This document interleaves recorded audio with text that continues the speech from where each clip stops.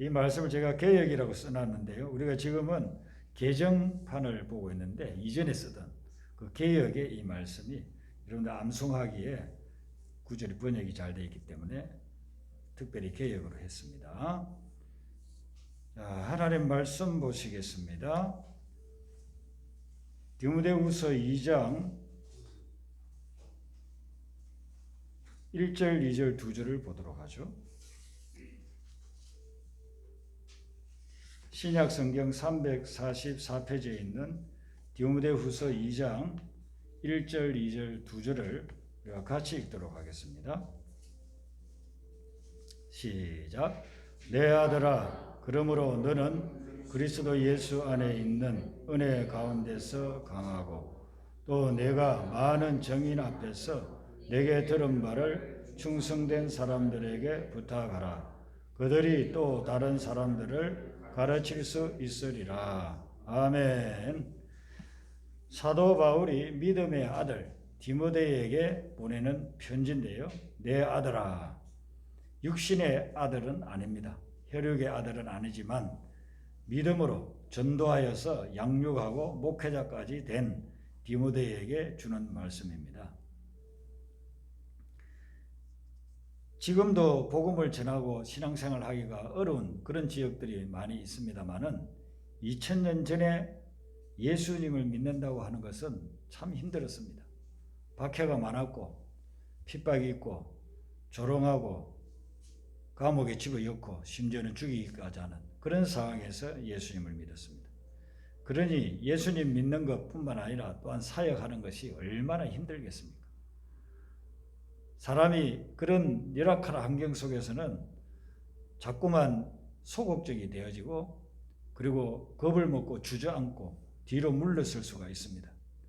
그래서 사도 바울은 오늘 이 본문 말씀에서 두 가지 명령을 하고 있는데 첫 번째가 강하라 그렇게 이야기하고 있습니다. 1절 마지막에 나오는 강하고 이게 원어나 영어 성경에 보면 명령형으로 되어져 있습니다. 강하라 그렇게 이야기를 하고 있습니다. 당시 사도 바울과 디모데가 살던 그 상황 속에서 신앙생활하고 복음을 전가한다는 것은 너무나도 힘들고 어렵기 때문에 그런 상황에서 강하라고 이야기를 합니다. 디모데는 좀 성격이 소심하고 약했다고 그렇게 기록이 되어져 있습니다. 그렇게 나오는데 지금 여기에서 강하라고 하는 것은 성격이 강하라는 그런 말이 아니에요. 사람은 성격이 강한 사람도 있고 약한 사람도 있고 뭐 담대한 사람도 있고 또 소심한 사람도 있고 그럴 수 있습니다.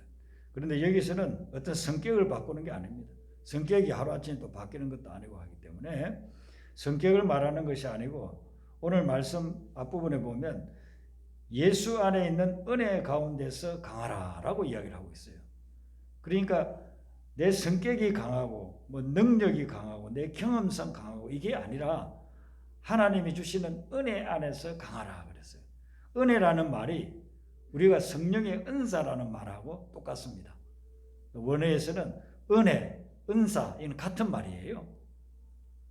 그러니까 여기 은혜 안에서 강하라고 하는 것은 성령이 주시는 은사로 무슨 은사로요? 믿음의 은사로 말미암아 강하라는 거예요. 여러분들이 이 세상의 삶을 살아갈 때 있어서 여러분들을 약하게 만드는 요소들이 너무너무 많아요. 힘들게 하는 요소들이 너무너무 많아요. 그런데 그때에 담대하지 못하고 강하지 못하면 절망하고 좌절해가지고 여러분의 삶이 막 무너져 내린다는 겁니다. 어려움이 있을 때 아유 나는 이건 못 견디겠다 하고서 그냥 주저앉아 버리고 근데 포기해 버리고 그렇게 하면은요 삶이 그냥 파멸을 향해서 나가는 거예요. 그래서 오늘 이 말씀 속에서 주시는 말씀대로 여러분들도 주님의 은혜 가운데서 날마다 강해지시기를 바랍니다. 어려움이 있을 때 믿음이 있으면 그걸 극복해 나갈 수 있지만 믿음이 없으면 그냥 포기해 버린다. 그리고 매스컴을 통해서 들려오는 삶을 포기한 사람들을 보세요. 그분들에게는 이 강함이 없기 때문에 하나님이 주시는 은혜 가운데서 강하지를 못하니까 삶이 어렵고 힘들고 되어지지 않고 뭐 좌절하고 그런 상황에서 그냥 삶을 포기해 버린단 말이죠. 그러니까 이 세상을 살아가고 우리가 믿음의 생활을 할 때 있어서는 이 강함이 아주 필요하다 하는 것입니다. 여러분들 잠언서 24장 10절을 한번 펴보시기를 바랍니다. 잠언서 24장 10절, 우리 영상을 통해서 예배드리는 분도 한번 펴서 보시기를 바랍니다. 잠언서 24장 10절을 시편 다음에 나오죠. 한번 우리가 같이 읽도록 하겠습니다. 잠언 24장 10절입니다. 같이 읽죠. 시작. 내가 만일 환난 날에 낙담하면 내 힘이 미약함을 보임이라. 아멘. 우리가 환난을 당했어요. 고난을 당했어요. 그때 낙담하는 이유가 뭐냐면은 내 힘이 약하기 때문이라는 것입니다. 그렇기 때문에 내 힘이 강하다고 한다면은 그걸 능히 이겨나갈 수 있는데 낙담하지 않고 환난은 삶을 살아가면서 누구나 다 당하는 것이지 않겠습니까? 그런데 그것을 낙담하고 좌절하고 절망하면 거기서 내 삶이 끝난단 말이죠. 그래서 그렇게 낙담하고 좌절하는 것은 내 힘이 미약함을 보여주는 거라는 겁니다. 그러니까 내 힘이 미약하지 않다, 강하다. 이것은 뭐냐면 환난을 당할 때 낙담하지 않는 거예요. 환난을 당할 때 좌절하지 않는 거예요. 그래서 그것이 하나님이 주시는 은혜, 예수 그리스도 안에 있는 은혜, 그 가운데 거할 때에 우리는 강해질 수가 있다는 것이죠.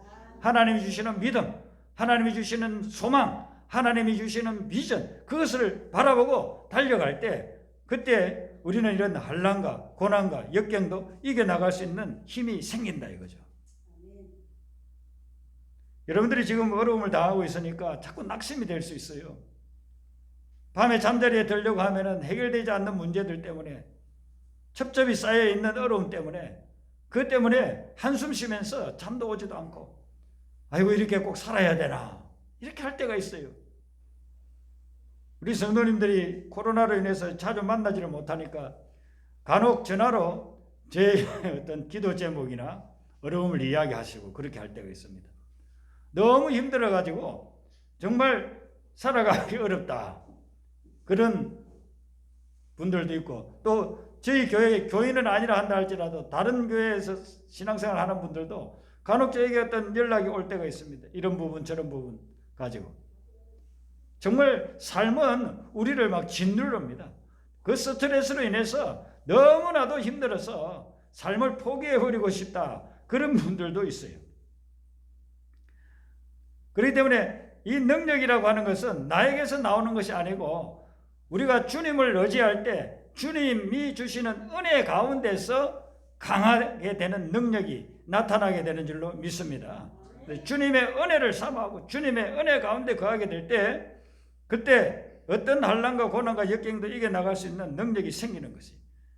그래서 강해지느냐 약해지느냐 하는 것은 이것은 믿음의 문제인 것입니다. 믿음이 있으면 강해지는 것이고 믿음이 없으면 자꾸만 약해지는 것입니다. 모세가 여호수아를 불러놓고서 마지막으로 근거하는 말씀이 여호수아서 1장에 나옵니다. 모세가 40년 동안 80세부터 120세까지 이스라엘 백성들을 그 환난 많고 고난 많은 광야 생활을 다 인도하고 난 후에 이제는 하나님이 자기를 부를 때가 됐어요. 그래서 이 이스라엘 백성들을 인도해 나갈 차기 리더로서 여호수아를 세웠는데 여호수아가 이 자꾸만 마음이 약해지는 거예요. 40년 광야 생활하면서 그 어려울 때에 모세가 있었기 때문에 인도할 수 있었는데 나는 모세에 비하면 너무나도 부족한 것 같아. 모세의 그런 지도력을 자기는 가지고 있지 않다고 생각하는 겁니다. 그런데 지금은 광야를 통과하는 동안에 환경이 어려워서 힘들었지만은 이제는 앞으로는 적군들하고 싸워서 가나안 땅 약속의 땅을 정복해 나가야 되는데 얼마나 더 어려움이 있을까? 그걸 생각하니까 밤잠을 잘 수가 없는 거예요. 너무나도 힘들고 어렵고 절망과 좌절 거기에 빠져 있는 겁니다. 그 여호수아를 불러놓고 모세가 이야기하는 거예요.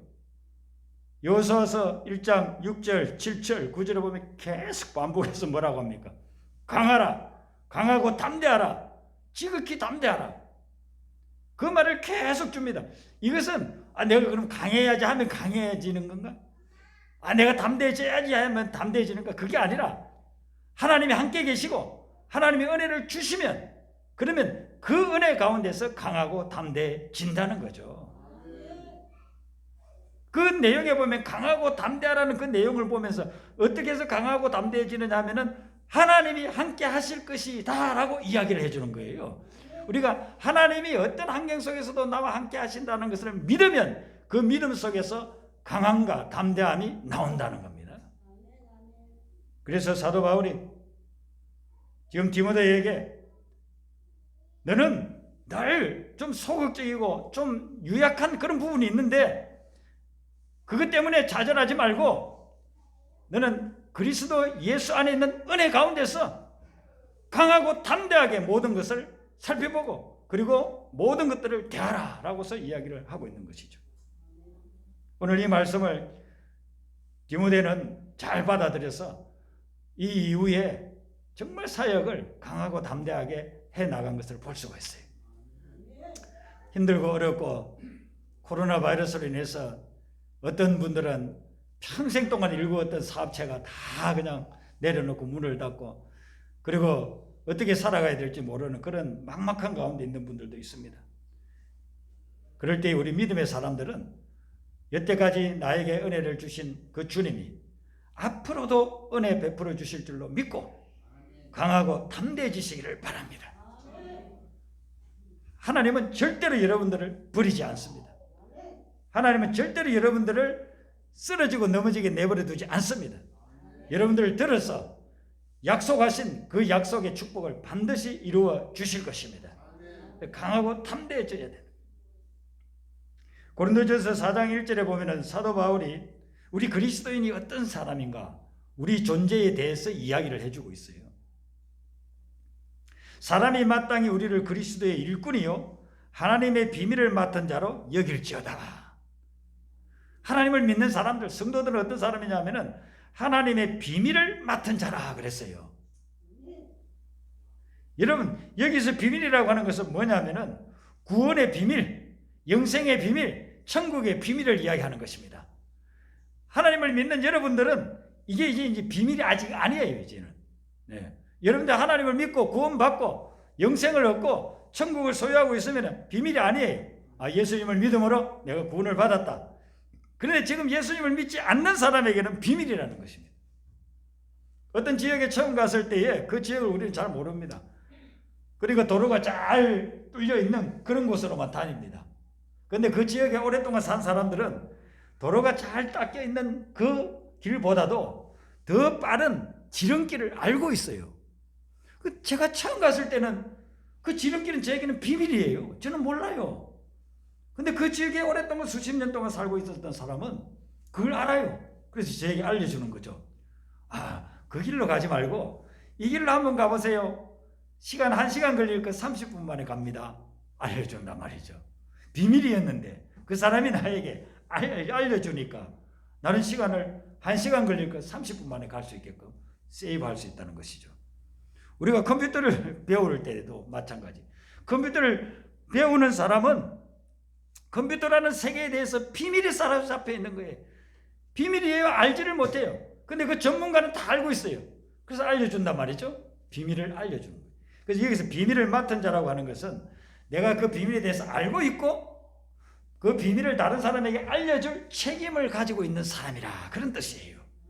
그리고 여러분들은 다 이 영적인 하나님의 비밀을 알고 있고 그런데 그다음 우리의 책임이 뭐냐면은 모르는 사람에게 알려줘야 될 책임이 있다는 것입니다.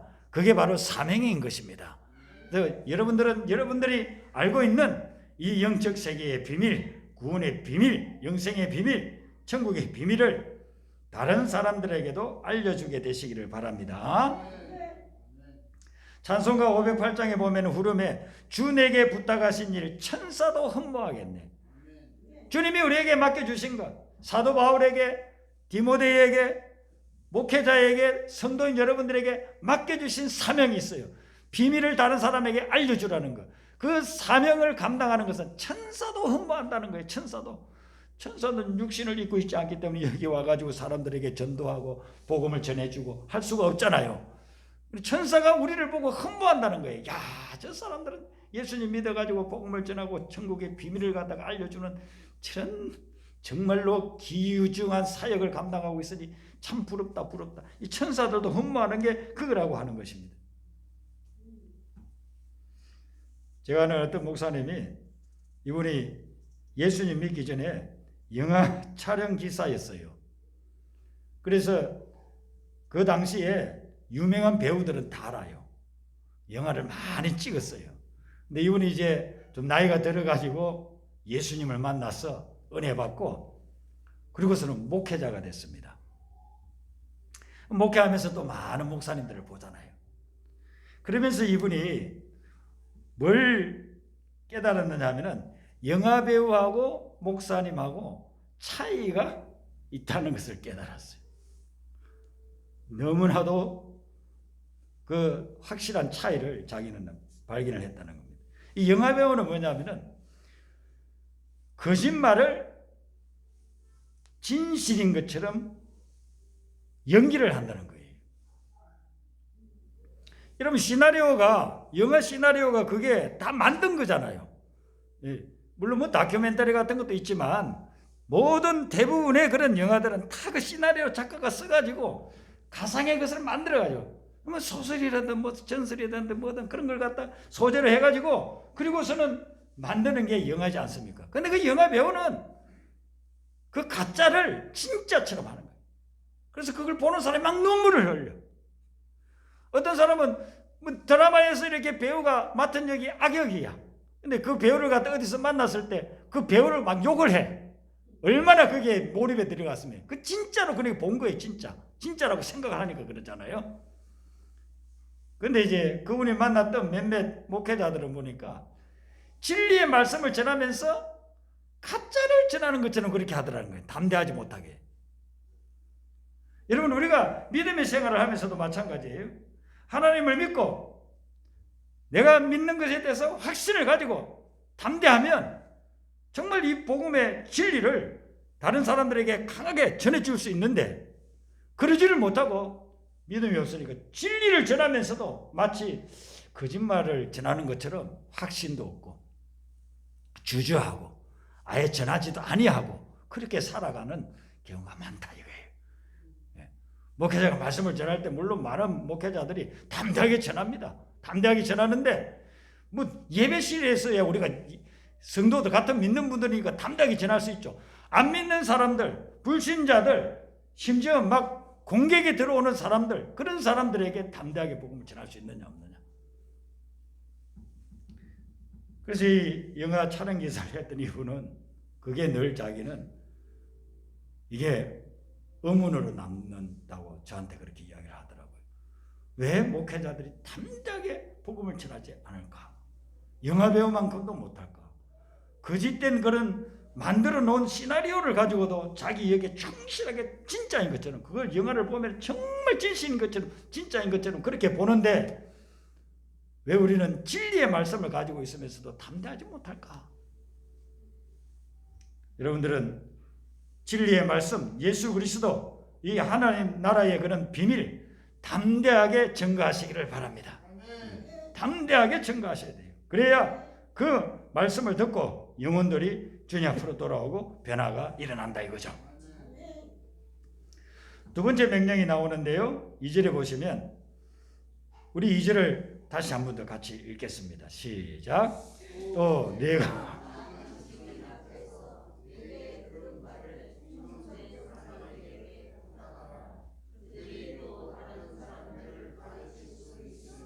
아멘. 여기 보면은 충성된 사람들에게 부탁하라 하는 이런 말씀이 나오죠. 사도 바울이 말하는 내게 들은 바라고 하는 것은 디모데에게 들려준 복음의 말씀을 이야기합니다. 복음의 진리. 그것을 이제 디모데가 들었는데 충성된 사람들에게 부탁하고 그 사람들이 또 다른 사람에게 부탁하라 라고 이야기하는 겁니다. 세계적인 선교기관인 내비게이터를 설립한 도선 트로트맨이라고 하는 분은 이 한 절에 자기 일생을 다 바쳤습니다. 이 말씀을 붙잡고 세계를 복음으로 변화시키는 데 쓰임받은 그런 인물입니다.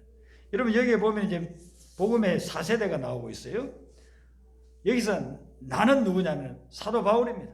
바울이 그 다음에 너는 누구냐면 여기서 디모데를 말하잖아요. 너가 이 말 디모데가 충성된 사람들에게 부탁하라. 이것은 뭐냐면은 세 번째 세대가 되는 거죠. 예. 사도 바울에게 1세대 들었던 말씀 2세대, 그걸 디모데가 충성된 사람에게 3세대 지나면 그 사람들이 또 다른 사람들을 가르칠 수 있으리라. 4세대가 나오잖아요. 할아버지가 김밥 장사를 했는데 아버지에게 물려줬어. 아버지가 또 김밥 장사하다가 아들에게 물려줬어. 아들이 김밥 장사하다가 손자에게 물려줬어. 이런 식이에요. 예. 할아버지, 아버지, 그 다음에 아들, 손자에게까지 이르르게 믿음의 4세대가 여기에 나오고 있는 것입니다. 예수님께서 우리에게 요구하는 게 바로 이거예요. 복음을 받아들였으면, 믿음을 받아들였으면 그것으로 내 대에서 끝나버리면 안 돼요. 다음 세대에 또 전달되어져야, 그래야 온 세상이 다 복음화가 되는 거예요. 그것을 지금 이야기를 하고 있는 것입니다. 제가 목회를 하면서 이 말씀을 항상 적용하면서 그렇게 목회를 했습니다. 그래서 신학교를 졸업하고 전도사로서 이제 처음 사역을 했던 곳이 있습니다. 곳에 가니까 대학부가 있는데 대학부 아이들이 몇 명 모이지도 않아요. 한 4-5명 모일까 말까. 작년들은 한 600-700명 되는데 대학부가 거의 없어요. 그래서 거기 가서 한 2년 반을 정말 고생했습니다. 아무리 기도하고 아이들을 성경 공부 수련회 하면서 변화시켜 보려고 해도 변화의 역사가 일어나질 않아요. 그런데 한 2년 반 정도 지나고 난 후에 하나님께서 저에게 영적인 큰 깨달음과 더불어서 이들을 제자 훈련시키는 그런 사역들을 하게끔 하셨습니다. 그리고 나서 이제 1학년 때 들어오면은 이 애들을 2년 동안 제자 훈련을 시켰어요. 그러면 3학년이 되면 그 애들이 리더가 되어가지고 1학년을 또 가르치게끔 그렇게 했습니다. 그렇게 하면서부터 이 아이들이 대학부에 놀라운 그런 영적 부흥의 역사가 일어났습니다. 그래서 자기가 2년 동안 배워가지고 그 배운 것을 또 다른 아이들에게 가르치게 하고 그 아이들이 또 2년 지나면 또 배우게 하고 가르치게 하고 그렇게 해서 거기에서 믿음의 4세대, 5세대, 6세대까지 이제 지나가고 이 아이들이 나중에는 목회자가 되기도 하고 여학생들은 이제 사모가 되기도 하고 또 선교사로 나가기도 하고 지금 전 세계에 흩어져서 그렇게 사역들을 하고 있습니다. 하나님께서 우리에게 주신 여기 부탁하라고 한 이 명령을 우리가 순종하고 따라야 됩니다. 네, 부탁하는 것. 나만 가지고 있는 것이 아니라 다른 사람에게 부탁하는 것이죠. 제가 교회를 개척하고 나서 소그룹을 하고 제자훈련을 하느라고 많이 그렇게 다녔습니다. 근데 서북교회를 이제 개척하고 나서 한 3-4년 지나고 난 후에 전도 이 가계표를 정말 한번 만들어 봤어요. 처음에 이제 저하고 저희 집사람이 전도했고, 그리고 어떤 그분이 교회 나와가지고 또 다른 분을 전도하고, 또 그분이 또 다른 분을 전도하고 해가지고 했는데, 제가 한 3년 지나고 난 후에 보니까 이 믿음의 세대가 몇 세대까지 내려갔느냐, 거의 8세대, 9세대까지 내려간 분이 있어요. 예. 처음에는 제가 전도했던 그분이 제자훈련 받고 또 다른 분을 전도하고 또 그분이 또 다른 분을 또 다른 분을 전도하고 그렇게 했는데 8세대, 9세대까지 내려가더라고요. 2000년 전에 예수님이 제자들 불러가지고 복음을 전거해서 그들을 훈련시켰는데 그들이 가서 또 복음을 전하고 해서 2000년 동안 이 세계 전역에 복음이 확산되어져서 지금은 전 세계 인구의 3분의 1 이상이 예수님을 믿지 않습니까? 지금 사도 바울이 디모데에게 근거하고 있는 이 말씀은 하나님이 우리에게 근거하고 있는 말씀입니다. 여러분들이 가지고 있는 그 말씀, 여러분들이 가지고 있는 그 복음, 여러분들이 소유하고 있는 천국의 비밀, 그것을 여러분들만 가지고 있지 말고 또 다른 사람들에게 부탁하시기를 바랍니다. 그렇게 될 때에 그 복음이 확산되어져서 전 세계를 변화시키는 그런 역사가 일어나는 거죠. 이 도선 트로트맨은요, 고등학교를 졸업하고 트럭 운전사를 했습니다. 근데 술을 너무너무 많이 마셔가지고 돈 있으면 도박하거나 아니면 술 마시는 거예요. 경찰한테, 교통경찰한테 걸렸습니다.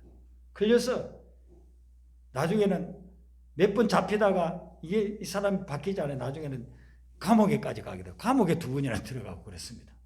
어느 날 또 술을 마시고서 자기 차를 운전하러 가는데 자기 차가 어디 있는지도 몰라. 술을 얼마나 많이 마셨는지. 그래 운전하겠다고 가니까 교통경찰이 벌써 또 알아본 거예요. 저 녀석 지난번에도 나한테 잡혔는데 또 잡혔어요. 감옥에 집을 열려고 하는데 이분이 참 마음씨가 좋은 분이라 물었어요. 젊은이, 자네 이대로 사는 것이 정말 좋은가? 그렇게 물으니까 도선 트로트맨이 저도 이런 생활이 지겹습니다. 그러냐? 그러면 내가 이런 생활을 하지 않고 정말 새로운 생활을 할 수 있게끔 너를 인도해 주마. 그래서 그 감옥에 집어넣지를 않고 선의를 베풀었어요. 그리고서 가까운 교회를 하나 소개시켜 줬어요. 그 교회를 갔습니다. 교회를 갔는데 그 교회는 성경을 암송을 하는 그런 교회였습니다. 가가지고 성경 구절을 암송하는데 그 암송하는 구절이 자기 마음에 다 와닿았습니다. 첫 번째 가가지고 10구절을 외우라고 하는데 그걸 다 외웠어요. 근데 그 말씀 속에서 자기가 예수님을 만나게 되고 그리고 예수님을 마음속에 영접하게 됩니다. 그리고서는 그 다음에 가서 또 성경 구절 외우는 걸 또 다 외웁니다. 그러면서 예수님을 영접하고 예수님을 만나서 그 다음에 예배를 드리고 기도를 하고 섬기고 전도하는 이런 거에 대한 것들을 자꾸 깨닫게 됩니다. 그래서 자기가 예수님을 믿고 나니까 너무너무 자기의 삶에 참 기쁨이 넘치고 새로운 삶이 되니까 너무너무 좋았어요. 그러니까 자기가 가지고 있는 이 복음을 자기만 가지고 있을 수가 없어요. 그래서 저 미국의 샌디에고라고 거기 가면은요 해군 기지가 있거든요. 그 해군 기지에 있는 해군 병사들을 주말에 돼서 나오고 이렇게 하면은 그 사람들을 붙잡고 복음을 전했습니다. 예수 믿겠다고 하면은 당신 이제 예수 믿었으니까 됐다 이렇게 끝나질 않고 그 사람들 자기 집으로 또 초청을 했어요. 초청을 해가지고 6개월씩 양육을 했습니다. 복음을 가지고 그러면은 이 사람이 자기 부대에 가면은 또 자기 전우들한테 또 복음을 전하게 하고 이렇게 해서 복음이 전파되게 했는데 이 도선 트로트맨이 평생 동안 모토로 삼은 것이 뭐냐면은 그리스도를 알고 그리스도를 알게 하라 그랬어요. 그리스도를 알고 내가 먼저 그리스도를 알고 예수님을 알고 그 다음에는 예수님을 다른 사람에게 알게 하라는 거예요. 그렇게 복음을 전가하면서 미국의 50개 주를 이 지도를 놓고서는 하나님 앞에 기도를 드렸다는 거예요. 하나님 이 미국 각 주에서 예수 그리스도의 제자들이 불때와 같이 일어나게 하여 주시옵소서. 미국 전체를 품고서 기도했어요. 그리고서는 복음을 전가하고 또 제자의 제자를 삼게끔 만들고 그리고 나중에는 전 세계 지도를 놓고서는 하나님 이 전 세계에서 예수 그리스도의 제자가 벌떼같이 일어나게 하여 주시옵소서. 그렇게 기도하면서 복음을 전거했습니다. 그래서 이분이 오래 살지는 못하고 50세 때 돌아가셨어요. 그것도 물에 빠진 소년을 구해주고 자기는 힘이 붙여가지고 마지막에도 한 영혼을 살리고 그렇게 죽은 사람이에요. 그런데 그때 이후로 이 정신을 가지고 복음이 계속 전거됐어요. 지금은 전 세계에 120개 국가에 이 내비게이터가 설립되고 수백만 명의 젊은이들이 주님 앞으로 돌아와서 하나님 나라를 위해서 헌신하는 그런 역사가 일어나고 있어요. 지금 현재도 진행해요. 우리나라에도 이 내비게이터 선교회가 있습니다. 오늘 사도 바울이 우리에게 권고해 주는 말씀, 여러분들이 어떤 환난과 고난과 역경을 당할 때 은혜 가운데서 강하시고 그리고 여러분들이 가지고 있는 복음의 비밀을 다른 사람들에게 담대하게 부탁하는 그런 역사가 있기를 주님의 이름으로 축원합니다.